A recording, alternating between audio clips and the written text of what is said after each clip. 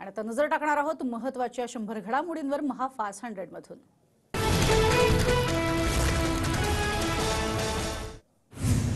जरांगे पाटील आज मुंबईच्या दिशेने रवाना होणार। मराठा आरक्षणासाठी जरांगेंची अंतरवाली सराटी ते मुंबई पायी वारी। जालन्यातील रस्त्यांवरती पोलिसांचा बंदोबस्त तैनात। मनोज जरांगे पाटलांच्या मुंबई प्रवासासाठी खास व्हॅनिटी व्हॅनमध्ये एसी, सोफा, फ्रीजसह अत्याधुनिक सुविधा। बीडच्या आंदोलकांकडून जरांगे पाटलांसाठी खास व्यवस्था। जालन्यात रस्त्यांवरती पोलिसांचा बंदोबस्त तैनात। ज्या मार्गाने जरांगेंची पायी वारी जाणार त्या मार्गावरती ड्रोन आणि सीसीटीव्हीद्वारे लक्ष ठेवण्यात येणार। मुख्यमंत्री आज मराठा आरक्षणाबाबत ऑनलाईन बैठक घेणार। मुख्यमंत्री शिंदे दुपारी 3 वाजता बैठक घेणार। ते 5-7 जण मराठ्यांना फसवायला आले होते का? मनोज जरांगे पाटलांचा सरकारच्या शिष्टमंडळावरती निशाणा। मराठा आरक्षणाबाबत सरकार सकारात्मक। जरांगेंनी सामंजस्याची भूमिका घेऊन आंदोलन टाळावं। मुख्यमंत्री शिंदेंचं जरांगेंना आवाहन। मराठा आरक्षणासाठी सरकार कटिबद्ध। फेब्रुवारीत अधिवेशन बोलवून सकारात्मक निर्णय घेणार देवेंद्र फडणवीस यांचं आश्वासन। तर सर्वांनी संयम ठेवला पाहिजे फडणवीसांचं आवाहन। सामंजस्याची भूमिका म्हणूनच 7 महिने दिले होते जरांगे पाटील यांचा सरकारला पुन्हा उत्तर। सकारात्मक असणं आणि अंमलबजावणी होणं यात फरक असाही उल्लेख। 54 लाख मराठ्यांना आधी कुणबी प्रमाणपत्र द्या, मागणी पूर्ण झाल्यास गुलाल घेऊन येऊ जरांगेंचं वक्तव्य। तपास यंत्रणांच्या निशाण्यावर महाविकास आघाडीतले नेते रोहित पवार, किशोरी पेडणेकर ईडीचं समन्स। तर राजन साळवींना एसीबीची नोटीस। तर खिचडी घोटाळ्या प्रकरणात सूरज चव्हाणांना ईडी कोठडी। बारामती अॅग्रो कंपनीमधील कथित गैरव्यवहार प्रकरणी रोहित पवारांना ईडीचं समन्स।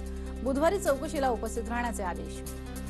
मराठा आंदोलनामुळे 24 ऐवजी 22 किंवा 23 तारखेला चौकशीला बोलवावं रोहित पवार यांची ईडीला विनंती। यापूर्वीही नोटीस आल्या आहेत। रोहित पवार यांना आलेल्या ईडीच्या समन्सवरती शरद पवार यांची प्रतिक्रिया।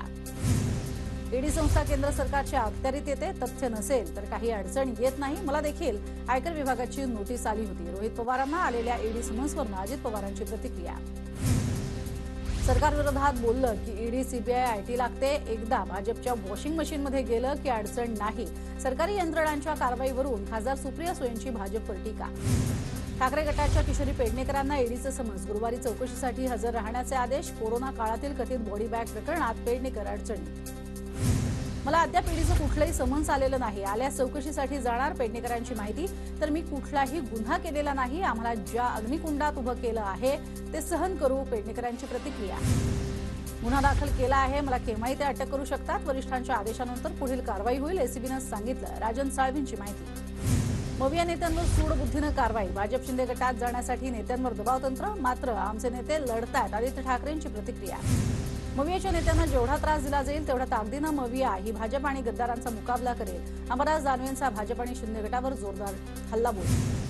यंत्रणांचा वापर करून विरोधकांना नामोहरम करण्याचा हा प्रयत्न। आमच्याकडे या आम्ही तुम्हाला स्वच्छ करतो। यासाठी भाजपकडनं यंत्रणांचा गैरवापर। एकनाथ खडसेंचा भाजपवर हल्लाबोल।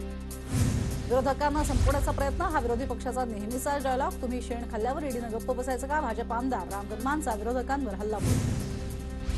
विधान भवनात आज राष्ट्रवादी आमदार पात्रतेची सुनावणी। सकाळी 11 वाजता विधानसभा अध्यक्षांसमोर पार पडणार सुनावणी। शरद पवार गटाचे जयंत पाटील यांची साक्ष नोंदवण्याची गॅरंटी म्हणजे गॅरंटी पूर्ण होण्याची गॅरंटी। सोलापुरातनं पंतप्रधानांचा विरोधकांना टोला। पंतप्रधानांच्या हस्ते सोलापुरात विविध विकास कामांचं लोकार्पण। सोलापूरच्या सभेत पंतप्रधान मोदी भाऊक। लहानपणी मलाही अशा घरात राहायला मिळावं असं वाटत असे। आता या सर्वांचे आशीर्वाद मला मिळतील असं म्हणत नरेंद्र मोदी भाऊक। उत्तर प्रदेशनंतर महाराष्ट्रात लोकसभेच्या सर्वाधिक जागा। शिंदे फडणवीसांच्या पाठीशी मतदार नाहीत म्हणून मोदींचे दौरे। फायदा तिथे पंतप्रधान तिथे। संजय राऊतांचा हल्लाबोल। अलीकडे वाचाळवीरांची संख्या वाढली आहे। रोज काहीतरी बरळत। सकाळी 9 ते 10 वाजता भोंगा वाजतोच। अजित पवारांची संजय राऊतांवर नाव न घेता टीका। उद्धव ठाकरेंवर बोलण्याच्या भानगडीत कधीच पडत नाही। कोणाची तरी दिलेली स्क्रिप्ट ते वाचतात। फडणवीसांचा पलटवार। लोकार्पणातल्या योजनांमध्ये ठाकरेंचं काही कर्तृत्व नसल्याची टीका। मोदींनी दिलेला शब्द पाळला। विरोधकांच्या पोटात का दुखतंय? मोदींनी 2019 मध्ये दिलेला शब्द पाळला। कामगारांना चाव्या दिल्यात। अजित पवारांकडून फडणवीस आणि माझे वडील हे कारसेवक, त्यांचा मला अभिमान। बोलताना अक्कलकोटचे भाजप आमदार सचिन कल्याण शेट्टी यांना अश्रू अनावर। कोणी नाशिकला चाललंय, कोणी आणखी कुठे चाललंय? देवेंद्र फडणवीसांचं नाव न घेता उद्धव ठाकरेंना टोला।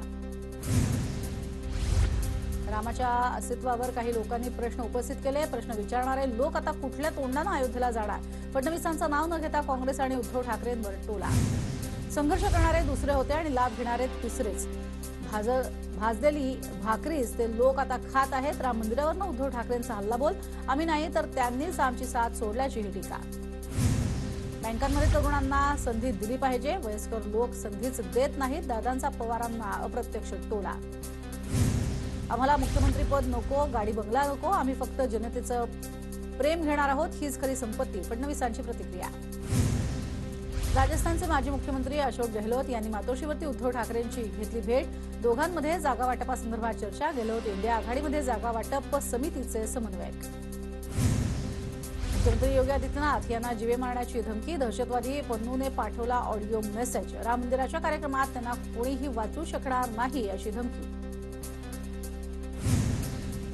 आरजेडी प्रमुख लालू प्रसाद यादव आणि मुलगा तेजस्वी यादव यांना ईडीचे समन्स. या महिन्याच्या अखेरीस पाटण्यामध्ये ईडी कार्यालयात हजर राहण्यासाठी समन्स. महाराष्ट्रात कुठेही काम करणं एक वेळ सोपं, पण पुण्यात काम करणं म्हणजे मी म्हणणाऱ्यांनी हात टेकले. अजित पवारांची मिश्किल टिप्पणी. उपमुख्यमंत्री अजित पवारांची पुण्यात कात्रज परिसरामध्ये अचानक पाहणी. अजित पवारांकडनं कात्रज कोंढवा उड्डाणपुलाची पाहणी. आत्मक्लेश परिवर्तन पायी यात्रेमध्ये राजू शेट्टीही सहभागी. शेगाव ते जळगाव जामोदपर्यंत राजू शेट्टींची पायी यात्रा. शेतकऱ्यांच्या प्रश्नांसाठी सरकारला जागा करण्यासाठी आत्मक्लेश. राजू शेट्टींचं वक्तव्य. सातारा विकास आघाडीमुळेच कास पाणी योजनेला विलंब. आमदार शिवेंद्रराजे भोसलेंची सातारा विकास आघाडीवर टीका. भ्रष्टाचाराचे खोटे आरोप करणाऱ्यांवरती कारवाई करा. कोरेगाव नगरपंचायतीच्या नगरसेवकांचं जिल्हाधिकाऱ्यांना निवेदनाद्वारे मागणी. मी दोषी असल्यास माझ्यावर कारवाई करा. रमेश उबाणी यांची प्रतिक्रिया. राज्य सरकारकडून 22 जानेवारीला शासकीय सुट्टी जाहीर. राम जन्मभूमीचा सोहळा साजरा करण्यासाठी सुट्टी. सावित्रीबाई फुले पुणे विद्यापीठातील 22 जानेवारीला होणाऱ्या परीक्षा रद्द. राम मंदिर सोहळ्याच्या पार्श्वभूमीवर राज्य सरकारकडून सुट्टी जाहीर. परीक्षेचं पुढचं वेळापत्रक नंतर कळवलं जाणार. 12वीच्या विद्यार्थ्यांना 22 जानेवारीपासून ऑनलाईन पद्धतीनं हॉल तिकीट मिळणार. www.mahsboard.in या संकेतस्थळावरती हॉल तिकीट मिळणार. तर शेअर मार्केट आजही सुरू राहणार. एनएसई आणि बीएसई कडनं परिपत्रक जाहीर. बीडच्या परळीमधल्या चांदापूर या पाणी प्रकल्पात केवळ 5% पाणीसाठा शिल्लक. पाणी टंचाईमुळे ग्रामस्थांसह शेतकरी चिंतातूर. उल्हासनगरात पाणी पुरवठा योजनेचा शुभारंभ. अमृत योजनेअंतर्गत 126 कोटींचा निधी मंजूर. पंतप्रधान मोदींच्या हस्ते पाणी पुरवठा योजनेचं ऑनलाईन भूमिपूजन. धाराशिवच्या ढोकीमध्ये मराठा आरक्षणासाठी ट्रॅक्टर रॅली. जरांगेंच्या मुंबई आंदोलनामध्ये ग्रामस्थांचा पाठिंबा. 23 जानेवारीला ग्रामस्थ मुंबईला रवाना होणार. नांदेड बंद. मराठा बांधव मुंबईच्या दिशेनं रवाना. जरांगेंच्या समर्थनार्थ आणि मराठा आरक्षणाच्या मागणीसाठी जवळपास 200 मराठा बांधव टेम्पोतनं मुंबईच्या दिशेनं रवाना. मुंबईतील आझाद मैदानामध्ये मातंग क्रांती महामोर्चाचं आमरण उपोषण सुरू. मातंग समाजाला 8% आरक्षण देण्याची मागणी. जळगावात महावितरण वीज लाईन कर्मचाऱ्यांचे महावितरण कंपनी विरोधात बोंबाबोंब आंदोलन. लाईन स्टाफ कर्मचाऱ्यांना स्वतंत्र वेतन श्रेणी देण्याची मागणी. कर्मचाऱ्यांनी कामावर टाकला बहिष्कार. लातूर जवळच्या हरंगुळ रेल्वे स्टेशनवरती रेल्वे अडवण्यासाठी निघालेल्या शेतकरी संघटनेच्या कार्यकर्त्यांना पोलिसांनी अडवलं. सोयाबीनला किमान 9,000 रुपये भाव देण्याची मागणी. नाशिकच्या येवल्यामध्ये पाण्यासाठी शेतकऱ्यांचं आमरण उपोषण. शेती सिंचनासाठी पालखेड कालव्याचं पाणी न मिळाल्यानं शेतकरी संतप्त.